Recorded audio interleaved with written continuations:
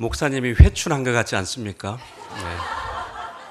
흰머리가 검은 머리가 되었고, 그래도 다른 거는 모르겠는데 프레시한 거는 분명해진 것 같습니다. 봐줄만 합니까? 예. 감사합니다. 봐줄만 했어. 오늘 제목은요, 기근을 기적으로 라는 제목으로 말씀을 나누도록 하겠습니다. 기근이란 단어는 한자로 줄일기, 흉년들 근입니다. 그러니까 흉년이 들어서 줄이다 이런 뜻이죠. 기근이. 그런데 기근에는 여러 종류가 있습니다. 육체의 기근이 있습니다. 또 가정의 기근이 있습니다. 사회 국가적으로도 피폐한 시기를 겪는 기근이 올 수도 있습니다. 영적인 면에서도 마찬가지입니다. 우리 사역에서도 기근이 올 수 있습니다. 우리 개인의 영혼에도 기근이 올 수 있습니다. 우리 자신이 하나님의 말씀을 보고 듣고 기도를 하고 살지만 우리 심령이 왠지 모를 무미건조함 속에 계속해서 살아가고 있다면 범사에 기뻐하라 주님의 뜻인 줄은 알겠는데, 그래서 매일이 엑사이팅하고 신나면서 기쁨이 있어야 되는데 하루하루 그저 살아내는 정도의 삶이 반복되고 있다면 어쩌면 우리 영혼에 기근이 찾아온 것일 수도 있습니다. 만일 우리가 영혼의 기근을 맞이했다면 이 기근은 다른 사람들의 눈에는 잘 보이질 않습니다. 그러나 땅의 기근보다도 훨씬 더 파괴적일 수 있습니다. 예를 들어서 하나님 주신 삶의 목표와 고난을 이기는 믿음을 빼앗습니다. 그리스도인의 신분을 망각하게 합니다. 어느 순간부터 탐욕과 욕심에 이끌려 살도록 만들어 버립니다. 그런데 대개의 경우에 보면 영적 기근은 영적 매너리즘에서부터 시작됩니다. 여러분, 영적 매너리즘은 무서운 것입니다. 자기 자신이 분명 잘못되고 있는데 일상의 삶에 너무 익숙해져서 자신이 올바르게 살고 있는 것처럼 착각을 하게 만듭니다. 매너리즘, 제가 몇 카트를 가지고 왔습니다. 매너리즘의 심각성을 전달해 주는 사진이 있는데 그 글을 제가 그대로 읽어드리도록 하겠습니다. 에스키모들은 늑대를 사냥할 때 날카로운 창에 동물의 피를 발라서 들판에 세워둡니다. 피 냄새를 맡고 모여든 늑대들은 창 끝을 핥기 시작합니다. 추운 날씨에 혀가 마비되어서 창 끝을 핥다가 끝내 죽음을 맞이합니다. 늑대가 죽은 이유는 아무런 의심 없이 계속해서 피를 핥았기 때문입니다. 핥고 있는 피가 자신의 피인지 모른 채 우리는 어떤 행동을 할 때에 처음에는 발전적으로 생각하고 노력해보지만 어느 순간 별다른 노력을 하지 않더라도 일은 그대로 잘 돌아간다는 사실을 깨닫게 됩니다. 만약 그렇다면 의심해봐도 좋습니다. 당신이 매너리즘에 빠진 것은 아닌지. 매너리즘, 항상 틀에 박힌 일정한 방식이나 태도를 취함으로써 신선미와 독창성을 잃는 일. 새로운 일이나 취미, 생활을 지속하다 보면 자신만의 방법을 터득하게 됩니다. 그리고 무의식적으로 그 익숙한 방식에만 의존하게 되는 순간 매너리즘은 시작됩니다. 어떠한 액션을 취하는데 발전이 없는 듯 보인다는 점에서 매너리즘은 슬럼프와 비슷합니다. 마치 자신의 피를 핥는 늑대처럼 자신이 어떤 길을 가고 있는지에 대해 의심조차 못하는 것입니다. 익숙함은 편합니다. 그래서 매너리즘은 위험합니다. 반복의 병이 당신을 지배하도록 두지 마십시오. 영적 매너리즘은 자신도 모르게 서서히 찾아옵니다. 잘못된 것을 반복합니다. 이게 아닌데 하면서도 너무 익숙한 방식이라 그 일에 의존하며 삽니다. 그러는 동안 자신의 슬럼프를 인식하지 못한 채 하루하루를 지내는 삶, 이것이 영적 매너리즘입니다. 또한 이것이 우리 영혼의 기근을 만듭니다. 우리가 방금 읽은 본문 말씀 열왕기상 18장에도 기근에 관한 말씀을 다루고 있습니다. 열왕기상 18장 2절은 이렇게 기록합니다. 같이 한번 읽겠습니다. 시작.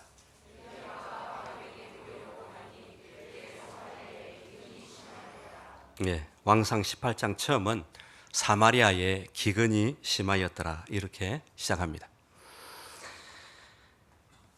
야고보서 5장 17절은 구체적으로 3년 6개월이나 기근이 들었다 그렇게 기록을 하고 있지요. 한 번도 3년 6개월 동안 비가 안 온 겁니다. 온 사방은 물이 말랐습니다. 뿌릴 씨앗도 없었습니다. 더 이상 거둘 양식도 당연히 없었을 것입니다. 온 나라 전체가 비참한 상황입니다. 1950, 60년대 보릿고개보다 어쩌면 훨씬 더 극심한 상황이었을 것입니다. 1년이면 그나마 견딜 수는 있겠는데 3년의 기근으로 이 동네 저 동네에서 죽어가는 사람들도 있었을 것입니다. 우리의 인생에도 이처럼 어떤 형태로든 기근을 맞이할 때가 옵니다. 어쩌면 지금 이 자리에 삶의 기근을 겪으면서 힘에 부치는 삶을 살아가는 분도 계실 수 있습니다. 그런데 너무 감사한 것은 하나님은 때가 되면 우리에게 답을 보여주신다는 것입니다. 기근의 해답은 무엇입니까? 단비입니다. 하늘에서 내려주는 단비가 해답입니다. 열왕기상 18장 끝에 가면 드디어 놀라운 일을 하나님께서 행하십니다. 하나님이 비를 내리십니다. 18장 45절은 이렇게 기록합니다. 조금 후에 구름과 바람이 일어나서 하늘이 캄캄해지며 큰 비가 내리는지라 아합이 마차를 타고 이스라엘로 가니. 하늘이 캄캄해지며 큰 비가 내리는지라. 하나님의 능력으로 하나님의 은혜로 하늘에서 큰 비가 내립니다. 드디어 가뭄이 그치게 됩니다. 다시 생명의 기운이 움트는 기적이 시작됩니다. 살 소망의 땅, 기적의 땅으로 바뀌는 일이 시작된 것입니다. 처음엔 기근의 땅이었습니다. 그런데 나중에는 기적의 땅으로 변합니다. 기근을 맞은 처음에는 인생이 죽을 맛이었는데 나중에는 하나님 때문에 살맛이 나는 것입니다. 살아계신 하나님으로 말미암아 우리 개인에게, 우리 가정에게, 우리 직장과 학교에서, 우리 사역에서 살맛이 나는 일들이 힘있게 일어나기를 축복합니다. 기근이 기적으로 바뀌는 일은 전적인 하나님의 은혜와 능력으로 이루어진 것입니다. 하지만 기근에서 기적으로 옮겨지는 과정에서 우리의 책임은 하나도 없을까요? 우리는 아무것도 안 했는데 그냥 기근이었다가 어느 날 불쑥 기적으로 바꾸신 것일까요? 하나님은 살아계십니다. 살아계신 하나님은 기적의 하나님이신 것이 맞습니다. 놀라운 일을 계획하시고 일을 이루시는 무한한 능력의 하나님이 맞습니다. 하나님은 얼마든지 스스로 상황과 환경을 바꿔서 기적을 일으키시는 분입니다. 그러나 하나님은 기근의 삶을 살아가는 우리에게 먼저 요청하는 것이 있습니다. 기근을 바꾸고 싶으냐? 기근에서 탈출하고 싶으냐? 기적의 역사를 경험하고 싶으냐? 그렇다면 승부를 걸어야 한다. 하나님은 우리에게 승부를 걸어보라고 요청하십니다. 오늘 엘리야는 기근을 기적으로 바꾸는 놀라운 변화를 위해서 혼자서 과감한 승부를 시도합니다. 우리 자신의 기근, 가정의 기근을 바꾸고 싶으신가요? 직장인과 대학생들과 틴틴들이 겪는 기근을 바꾸고 싶으신가요? 2016년 정말로 새롭게 되고 싶으신가요? 이런 분에게 하나님은 말씀하십니다. 엘리야처럼 승부를 걸어야 한다. 본문에서 엘리야는 정말로 승부를 걸고 나아가므로 기근을 기적으로 바꾸는 기적의 역사를 경험하게 됩니다. 그렇다면 우리가 기근 중에도 엘리야처럼 승부를 걸어야 할 것은 무엇일까요? 걸어야 할 승부가 무엇인지 이야기하기 전에 먼저 오늘 읽은 본문을 조금 더 이해를 돕기 위해서 정리해 보면 이렇습니다. 기근이 3년 6개월 동안 진행되어 가던 어느 날이었습니다. 본문 앞쪽에 있는 20절에 보면 아합 왕은 엘리야의 요청을 받고 우상을 섬기는 사람들, 즉 바알신과 아세라신을 섬기는 사람들을 갈멜산으로 불러 모읍니다. 그 수가 850명이나 되었다고 기록합니다. 물론 그 주위에는 신앙이 신통치 않았던 백성들까지 가득 차 있었습니다. 이 백성들은 우상 숭배와 하나님을 섬기는 삶 사이에서 머뭇거리던 그런 인물들이었습니다. 이제 엘리야는 갈멜산에서 불러 모은 우상 숭배자들에게 제안을 합니다. 바알신과 아세라신을 섬기는 너희들과 내가 성부를 한번 걸어보자, 붙어보자. 누가 진짜 신을 섬기는지 한번 대결을 해보자. 제단을 쌓고 그 위에 나무가지를 올려놓고 그 위에 송아지 각을 떠서 올린 다음에 자신이 믿는 신에게 기도해보자. 불을 내려서 송아지와 제단을 태워달라고 기도해보자. 너희도 기도하고 나도 똑같이 하나님에게 기도하겠다. 어느 신이 불을 내려주시는지 주는지 한번 승부를 걸어보자. 우상 숭배자 850명이 이 제안에 적극적으로 찬성합니다. 그들이 먼저 시작합니다. 엘리야의 제안대로 제단에 나뭇가지를 얹고 송아지 각을 떠서 올려놓은 다음에 기도하기를 시작합니다. 불이 내려왔을까요? 당연히 사람이 만든 죽은 신, 없는 신이기 때문에 불이 내려올 리는 만무합니다. 오전부터 소제를 드릴 시간까지 여러 시간 동안 우상을 향해서 외치되지만 조그만 불씨조차도 내려오질 않습니다. 스스로 몸에 상처를 입히고 자해를 하면서 기도해보지만 미동도 없습니다. 아무런 느낌조차 없습니다. 그리고 드디어 우리가 읽었던 30절에 보면 이 광경을 지켜보던 엘리야가 그들이 한심해 보였던지 구경하고 있던 이스라엘 백성들을 향해서 소리칩니다. 내게로 가까이 오라. 백성이 엘리야에게로 다가옵니다. 엘리야는 돌을 취해서 제단을 쌓습니다. 그리고 그 제단 둘레에 도랑을 파서 만듭니다. 그 다음에는 돌을 쌓은 제단 위에다가 나무단을 다시 쌓죠. 그리고 송아지 각을 떠서 얹습니다. 그리고 가까이 있던 백성들을 향해서 요청합니다. 여기에 물통 4개가 있다. 물을 가득 담아서 제단 위에 부어라. 그래서 백성들은 엘리야가 시키는 대로 합니다. 한 번이 아니라 2번, 3번에 걸쳐서 물통에 물을 채워서 제단에 쏟아붓습니다. 물이 흘러내려서 조금 전에 파두었던 도랑에 그 물이 가득 차게 됩니다.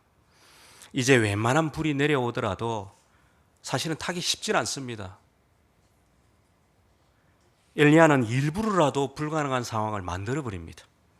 핑계대지 못하게 하려는 것입니다. 36절에 보면 이런 일련의 과정을 마치자 저녁 소재 드릴 시간에 이르게 되었다고 기록합니다. 저녁 소재 드릴 시간은 오후 3시입니다. 우리 시간으로 오후 3시죠. 이제 엘리야가 오후 3시쯤에 기도를 하기 시작합니다. 36절 하반절에 보면 내가 주의 말씀대로 이 모든 일을 행하는 것을 오늘 알게 하옵소서. 내가 주의 말씀대로 이 모든 일을 행하는 것을, 이렇게 하는 모든 것이 엘리야가 자기가 알아서 임의대로 한 것이 아니라 하나님이 시키시는 대로 하나님의 말씀대로 한 것임을 고백한 것입니다. 37절에서도 엘리야의 기도가 계속되지요. 주님 응답해 주소서. 응답해 주소서. 이 백성들로 하여금 주 여호와는 하나님이신 것과 주는 그들의 마음을 돌이키게 하시는 주님이신 것을 알게 하옵소서. 여러분, 결국 어떻게 되었습니까? 38절을 보면 같이 한번 읽어볼까요? 시작.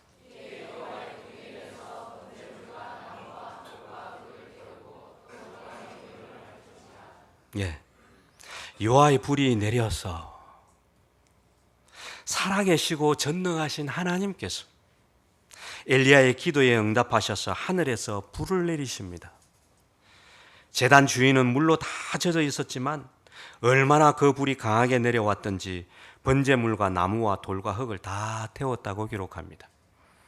그런데 태우다를 히브리 원어로 보면 아파르, 티끌이 되게 했다, 먼지가 되게 했다, 완전히 없애버린 겁니다.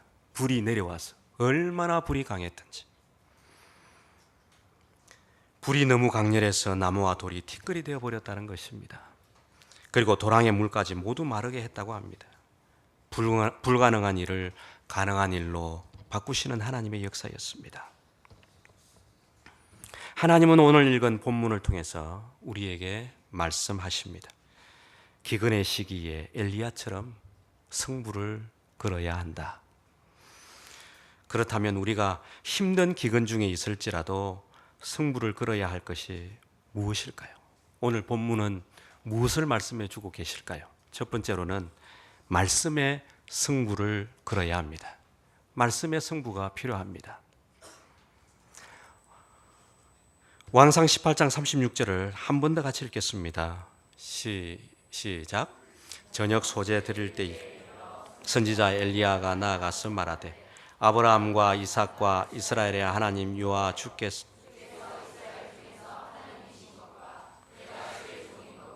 내가 주의 말씀대로 이 모든 일을 행하는 것을 오늘 알게 하옵소서. 여러분, 하나님의 말씀에 승부를 걸고 사십니까? 그냥 성경책이니까 내 옆에 있구나. 이게 아니라 하나님 말씀이라면 내가 어떻게 살아야 할고, 내가 주의 말씀대로, 엘리야는 이렇게 고백하면서 시작합니다. 이 성부에서 850명 다수로부터 엘리야는 어떤 봉변을 당할지 모릅니다. 850명의 무리와 대놓고 혼자서 맞대결을 하는 것은 자기 생명을 내놓고 하는 상당히 어려운 일입니다. 아무리 하나님의 말씀이라도 그렇지 850명하고 같이 한번 붙는다고요? 아이고 하나님, 저는 그리는 못합니다. 그렇게 할 수 있었지 않습니까? 그래도 하나님 말씀이기 때문에 말씀 붙잡고 승부를 걸었던 엘리야였던 것입니다. 하나님이 이것을 하도록 말씀하셨으니 제가 주의 말씀대로 순종해서 이 모든 것을 하겠습니다라고 고백한 것입니다. 여러분, 엘리야가 하나님 말씀대로 순종하는 승부를 펼치는 순간부터 기적이 일어나는 일이 시작되었습니다. 우리 일의 변화는, 우리 삶의 변화는, 우리 가정의 변화는, 우리 세계로 선교회의 변화는 하나님 말씀 앞에서 순종하는 결단, 하나님 말씀대로 순종하고자 하는데 승부를 걸 때 시작되는 것입니다. 할 만한 순종이든 압박이 되고 무게감이 느껴지는 순종이든 이해가 되든 이해가 안 되든 그것이 하나님의 말씀이라면 마리아처럼, 예수님을 낳았던 육신의 마리아처럼 주의 뜻대로 하옵소서, 하나님 말씀대로 이 모든 일을 행하겠습니다 하는 말씀대로 하는 순종의 한 걸음 한 걸음이 기적의 시작을 알리는 한 걸음임을 우리는 알아야 하는 것입니다. 왕상 18장 18절에서 하나님의 말씀은 이렇게 얘기합니다. 같이 읽겠습니다. 시작.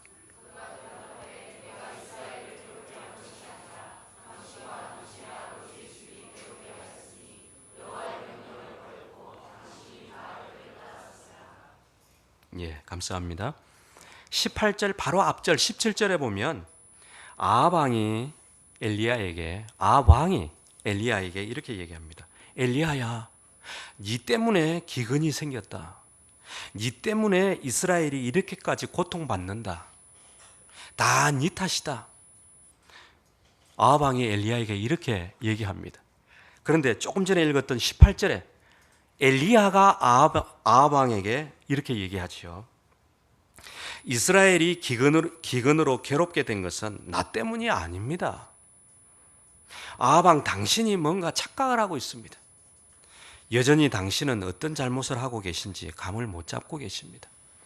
사실은 왕인 당신과 당신의 아버지의 집이 이스라엘을 기근으로 내몰아서 괴롭게 된 것입니다. 이유는 당신이 여호와 하나님의 명령을 버렸고 당신이 우상인 바알들을 따랐기 때문임을 아셔야 합니다. 이 구절은 아합 왕이 그동안 하나님의 말씀에 예민하지 못했고 하나님의 말씀에 청종하지도 않았고 하나님의 말씀을 따라 순종하고 사는데 게을렀다는 것입니다. 지금까지 이런 잘못된 삶에 익숙해져 있지만 스스로는 자신의 잘못을 찾지 못했던 것입니다. 아합 왕은, 다른 말로 하면 아합 왕이 바로 영적 매너리즘에 빠져 있었던 것입니다. 스스로 잘못된 구렁텅이로 빠져들고 있는데 스스로는 감지하지 못한 채 악한 길로 가고 있었던 것입니다. 우리도 이럴 수 있습니다. 영적 매너리즘에 빠져 살고 있지 않은지, 그래서 우리는 시시때때로 점검해 봐야 합니다. 아모스 8장 11절을 제가 읽겠습니다. 주 여호와의 말씀이니라. 보라, 날이 이를지라. 내가 기근을 땅에 내리리니 양식이 없어 주림이 아니며 물이 없어 가람이 아니요 여호와의 말씀을 듣지 못한 기갈이라. 물이 없어서 가란 것이 아니라 하나님 말씀에 승부를 걸고 순종하며 살지 않았기 때문에 가란 것이다. 기갈이 온 것이다. 이렇게 말씀하십니다. 여러분, 아담과 하와가 에덴의 풍요 속에서 살았습니다. 없는 것이 없었습니다. 모자란 것도 없었습니다. 이 에덴의 풍요 속에서도 사단은 어김없이 아담과 하와에게 다가왔고 속삭이며 유혹합니다. 풍요 속에서 살았고 아쉬울 것이 없었던 그들은 오직 말씀을 가지고 승부를 걸었어야 하는데 하나님의 말씀과 멀어지는 순간, 다시 말하면 하나님의 말씀이 흐릿해지는 순간 사단의 말을 듣고 사단의 말을 듣는 사람이 되어버립니다. 감정적으로 현혹되고 선과 악을 구별하고 싶은 욕심이 개입되는 순간 긴밀했던 하나님과의 관계가 멀어집니다. 영적인 기갈, 영적인 기근은 이때 찾아오는 것입니다. 그러므로 하나님의 자녀된 우리는 하나님 말씀 앞에서 살아야 합니다. 오직 말씀으로 승부를 걸어야 합니다. 제가 통계 수치를 하나 보여드리겠습니다.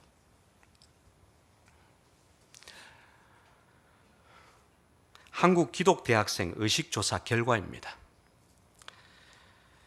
결혼 전에 꼭 순결을 지켜야 하는가?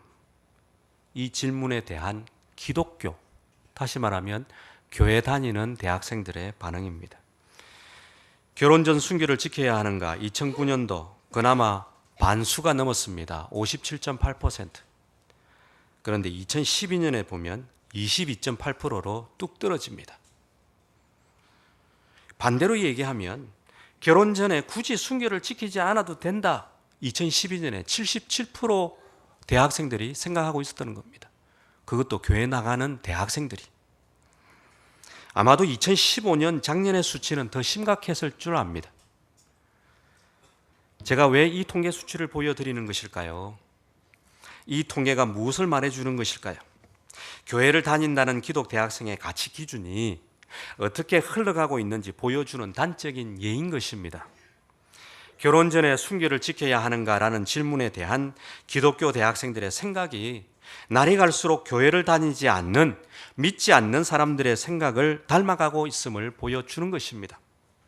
이제는 하나님이 하시는 말씀에는 별로 관심이 없다는 것입니다. 하나님이 제시하시는 말씀에는 관심이 별로 없다는 것입니다. 세상의 판단 기준이 중요하고 내 생각이 중요하다는 것입니다. 성경적 윤리가 중요한 것이 아니라 세상의 윤리가 더 중요하게 느껴진다는 것입니다. 이것은 그리스도인의 삶을 변질시키는 모습을 초래하게 만들었습니다.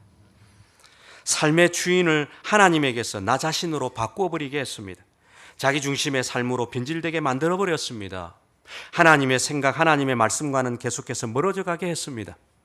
내가 좋으면 하고 내가 싫으면 하지 않겠다는 것입니다. 순종이란 내가 하기 싫어도 하나님의 뜻이면 하는 것입니다. 우리는 말씀의 승부를 걸고 생활하고 있습니까? 하나님의 말씀을 이루기 위해서 굳게 결심하고 예루살렘을 향해서 가신 예수님은 시대를 바꾸고 인류의 구원 문제를 해결하는 유일한 대안이 되신 분이십니다. 하나님은 우리 모두가 이 시대에 말씀이 없어서 대책 없이 살아가는 대책 없는 사람이 아니라 예수님처럼 말씀의 승부를 걸고 이 시대에 대안이 되는 사람이 되기를 원하고 계십니다. 대책 없는 사람이 아니라 대안이 되는 사람이 되어야 합니다. 우리는. 여러분, 기적의 시작은 하나님 말씀에 승부를 걸고 순종할 때 바로 그때 시작됩니다. 기근의 시기에 하나님은 엘리야를 통해 어떤 승부를 하게 하셨습니까? 두 번째로는 믿음의 승부를 하라는 것입니다. 믿음의 승부가 필요합니다. 우리에겐 믿음의 승부가 필요합니다. 왕상 18장 36절 저녁 소재 드릴 때에 이르러 선지자 엘리야가 나아가서 말하되 아브라함과 이삭과 이스라엘의 하나님 여호와여, 아브라함과 이삭과 이스라엘의 하나님 여호와여. 하나님 여호와 앞에 아브라함과 이삭과 이스라엘이란 이름을 거론합니다. 왜 조상의 이름을 붙였을까요? 하나님이 아브라함에게 약속을 주셨지 않습니까? 그를 복의 근원이 되게 하시고, 그리고 그 아들 이삭과 그 손자인 이스라엘, 즉 야곱에게까지 약속된 복을 이어받게 하신 신실하신 하나님 여호와여라고 엘리야가 고백한 것입니다. 이것은 엘리야의 믿음의 고백인 것입니다. 엘리야는 살아계신 하나님께서 지금까지 자신의 조상들에게 약속하신 것을 지키셨고, 앞으로도 이스라엘 백성들을 위해서 복의 복을 더해 주실 것을 믿고 나갑니다. 이런 하나님이심을 믿고 믿음의 승부를 벌이는 엘리야였습니다. 하나님의 백성은 어떤 일을 하든지 하나님을 믿는 믿음으로 승부를 걸어야 합니다. 이게 될까? 저게 될까? 이 방법이냐 저 방법이냐를 논하기 전에 하나님을 향한 온전한 신뢰가 바탕이 되지 않는다면 세상과 사탄과 믿음의 승부를 걸고 맞짱을 뜨기란 어렵습니다. 히브리서 10장 38절 같이 읽겠습니다. 시작.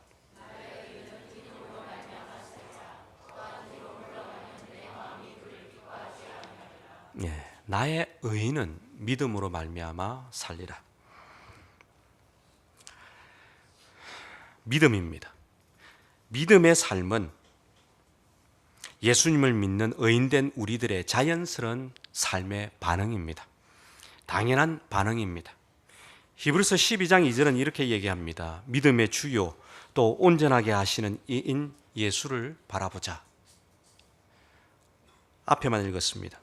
믿음의 주요. 여기서 주는 두 가지가 있습니다. 헬라로. 하나는 큐리오스, 또 하나는 아르케논이란 단어가 있습니다. 큐리오스, 아르케논.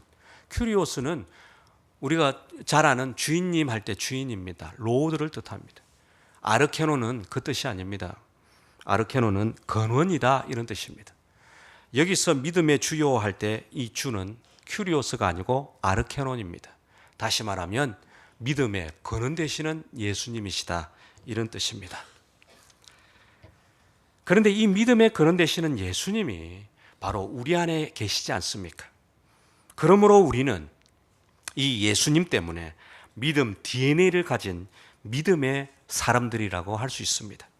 우리 안에는 이미 믿음 DNA가 있습니다. 믿음은 하나님이 우리에게 주신 소중한 유산입니다. 그리고 이 소중한 믿음 유산을 가진 믿음 유산을 가치 있게 표현하기를 하나님은 원하십니다. 우리 모두가 믿음으로 함께 걸어가라고 말씀하시는 것입니다. 의인은 믿음으로 말미암아 살리라. 성경에 보면 믿음 DNA를 가지고 믿음의 삶을 살아낸 다윗이라는 인물, 대표적인 인물이 있죠. 다윗이 있습니다. 시편 18편 29절 우리가 잘 알고 있는데 같이 한번 읽어볼까요? 시작.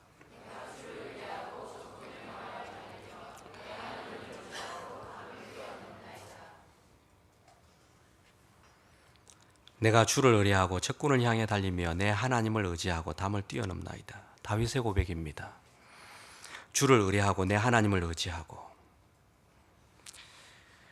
어느 날 전쟁터에서 적장 골리앗이라는 사람이 버티고 있었습니다. 도저히 이기지 못할 것 같은 거대한 장벽 같은 존재가 골리앗이었습니다. 난공불락 같은 존재처럼 보였습니다. 이 적장 골리앗 앞에서 골리앗을 마주보고 있었던 두 사람이 있습니다. 한 사람은 사울 왕입니다. 또 한 사람은 다윗입니다.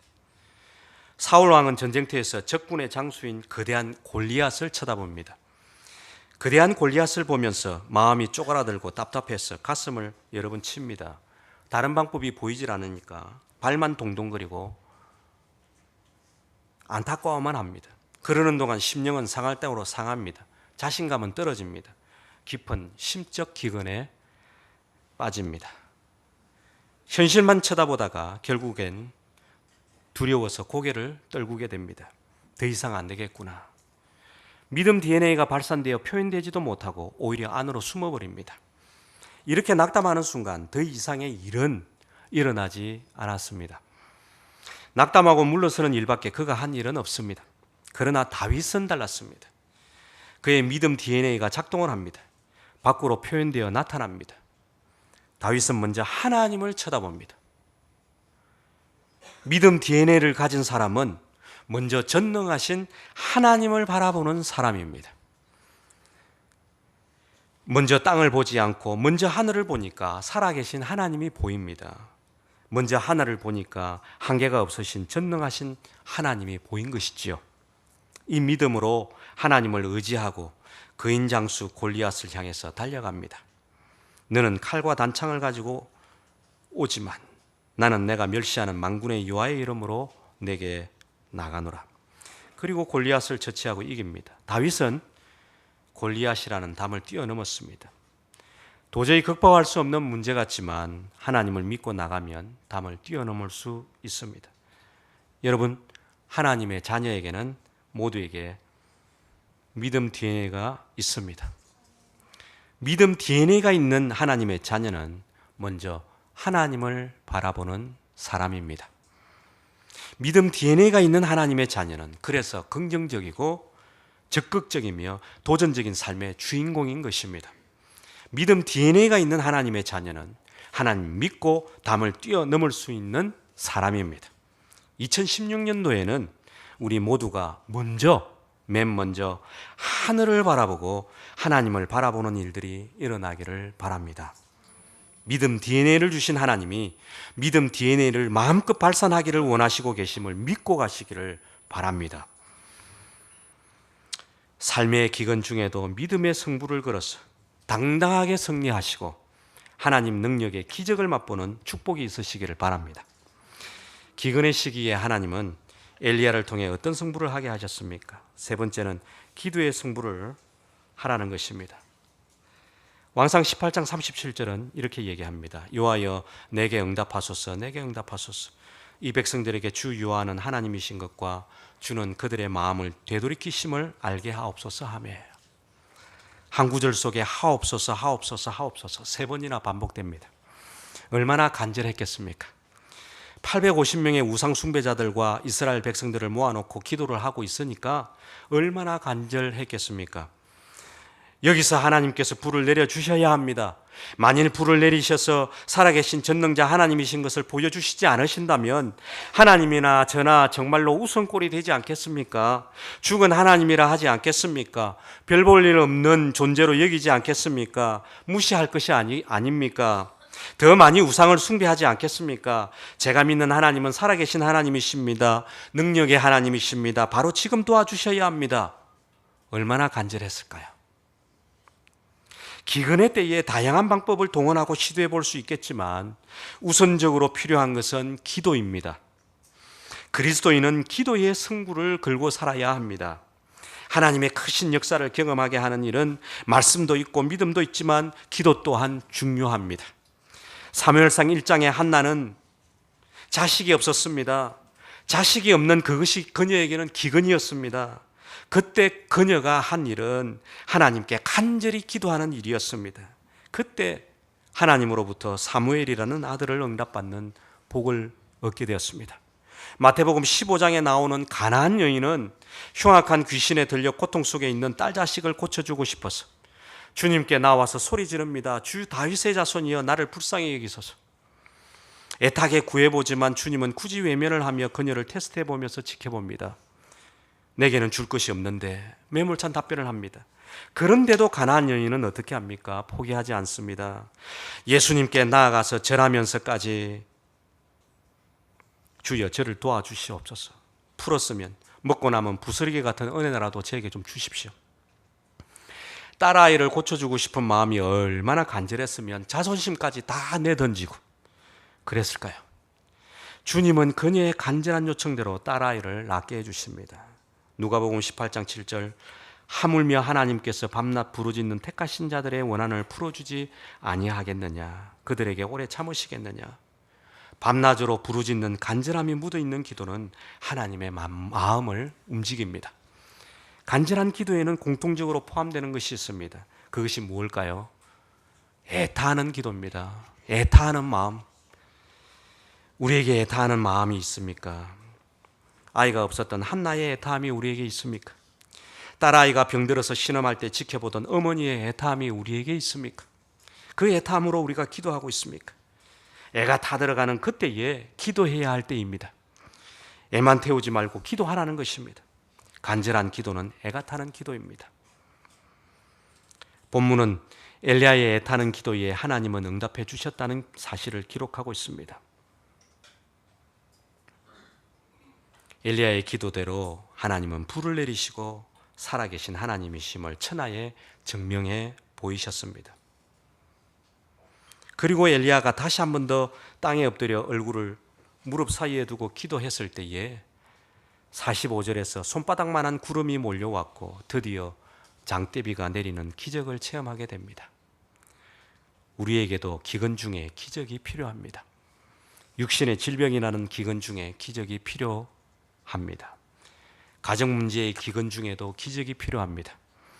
목장과 팀과 틴틴과 주니어 세계로 사역과 이런저런 영역에서 행역 기근을 맡고 있다면 하나님의 기적이 필요하겠지요. 어떻게 해야겠습니까? 지금까지 기근을 기적으로 바꾸기 위한, 그래서 승부를 걸어야 할 세 가지를 제가 말씀을 드렸습니다. 먼저 말씀 앞에서 살아내는 승부를 해야 합니다. 우리는 영적 매너리즘에 빠져 살아가서는 안 됩니다. 매너리즘은 위험합니다. 늘 깨어 말씀을 가까이 하고 살아내는 삶의 습관을 만들어내야 합니다. 믿음의 승부가 필요합니다. 우리는 이미 주님 주신 믿음 DNA가 우리 속에 내재되어 있습니다. 직장에서, 학교에서 다양한 실망스럽게 하는 기근들도 있겠지만 사울왕처럼 주눅 들고 살고 고개 떨구고 살지 말아야 합니다. 다윗처럼 살아계신 하늘 아버지를 바라보고 신뢰하고 살아야 합니다. 골리앗 장벽조차도 무의미하게 만들어 버려야 합니다. 기근의 때에 기적을 경험하려면 간절한 기도의 승부가 필요합니다. 우리는 매 순간 손바닥만한 구름이라도 보여지길 바라며 삽니다. 바람이 그냥 바람으로 그쳐서는 안 됩니다. 비록 우리가 기근의 한복판에 있을지라도 그 바람을 따라 간절히 기도해야 합니다. 애가 타는 기도가 필요합니다. 손바닥만한 구름이 나타나서 장대비가 되는 은혜를 부어주십시오. 이 땅에 하늘의 단비를 풍성히 내려주시도록 간절히 기도하는 엘리야가 되어보면 어떻겠습니까? 여러분의 기도가 기적을 일으키는 마중물 기도가 되기를 바랍니다. 마지막으로 제가 한 사람을 살펴보고 마무리할까 합니다. 2세기에 이스라엘의 학자요, 지도자요, 순교자인 랍비 아키바라는 사람이 있었습니다. 그는 40세가 될 때까지 한 글자도 모르는, 글을 모르는 양치기에 불과한 사람이었습니다. 이런 그를 훌륭한 랍비가 되게 한 것은 우물가에 움푹 파인 돌을 발견하고 부터입니다. 아키바는 누가 이 돌을 움푹 파이게 했나요? 질문을 던집니다. 그때 옆에 한 사람이 대답하기를 날마다 돌 위에 떨어진 한 방울 물 때문이 아닐까요? 그때 아키바는 생각합니다. 부드러운 물이 딱딱한 돌을 움푹 파이게 할 수 있다면 강철 같은 하나님의 말씀은 내 연한 심장에 얼마나 큰 영향을 줄 수 있을까? 이 사실을 깨닫고는 그때부터 공부를 하기 시작합니다. 성경 공부를. 글을 하나도 모르잖아요. 매일 하나님의 말씀 앞에 섭니다. 그리고 말씀을 깊이 있게 묵상하고 그 말씀 앞에서 순종하고 살아갑니다.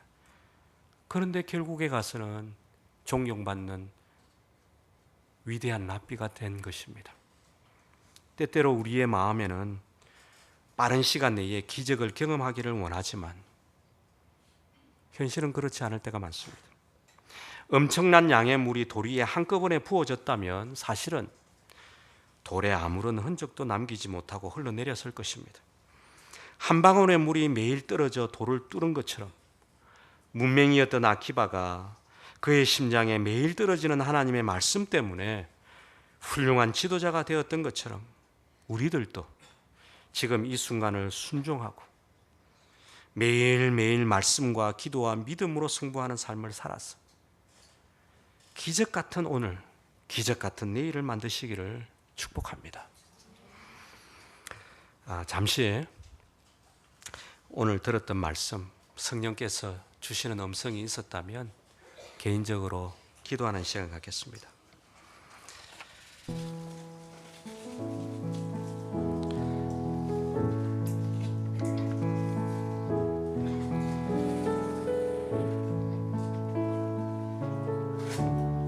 성령께서 우리 각자에게 주신 말씀은 없었나요? 하나님은 우리가 어떤 삶을 살기를 원하시는가요? 말씀으로 교훈해 주시고 책망해 주시고 바르게 해 주시길 원하시는 영역이 있었다면 기도하시는 시간 갖겠습니다.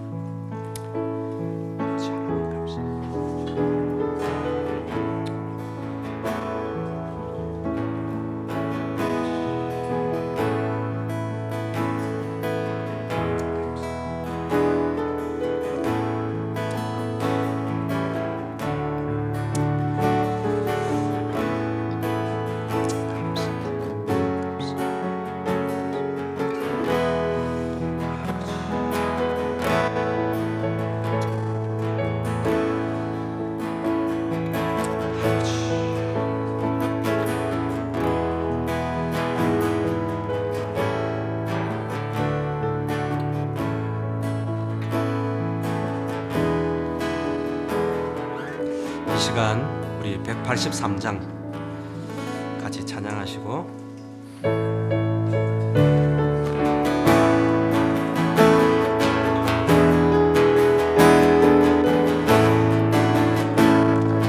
빈들의 마른 불밭이 시들은 나의 영혼 주님이 약속한 성령 간절히 기다리네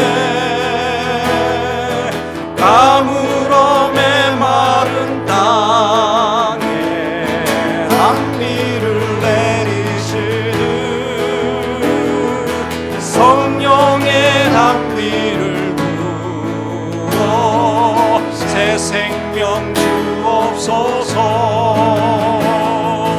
반가운 이 소리 들려 산천이 춤을 추네 봄비오 내리는 성령 내게도 주옵소서 가물어 메마른 땅에 단비를 내리시는 성령의 단비를 부어 새 생명 주옵소서 절 따라 우호를 내며 초목이 무성하니 갈급한 내 심령 위에 성령을 부소서 가물어 메마른 땅에 단비를 내리시는 성령의 단비를 부어 새 생명 주옵소서 참되신 사랑의 언약 어길 수 싸우랴. 오늘의 목적한 은혜 주실 줄 믿습니다. 가물어 메마른 땅에 단비를 내리시는 성령의 단비를 부어 새 생명 주옵소서.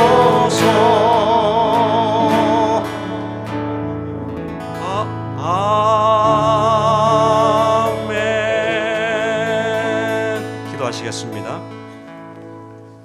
하나님 아버지, 귀한 마음으로 하나님께 물질을 드린 손길들이 있습니다. 주의 귀한 복이 그 손길들 위에 함께하도록 은혜 베풀어 주옵소서. 이 물질이 하나님의 뜻대로 쓰임받게 하여 주옵소서. 지금은 우리 주 예수 그리스도의 은혜와 하나님 아버지의 극진하신 사랑과 성령님의 교통위로 충만하심이 인생의 기근을 통과해서 하나님을 경험하기를 원하는 모든 분들 위해 지금부터 영원토록 함께하기를 간절히 축원하옵나이다.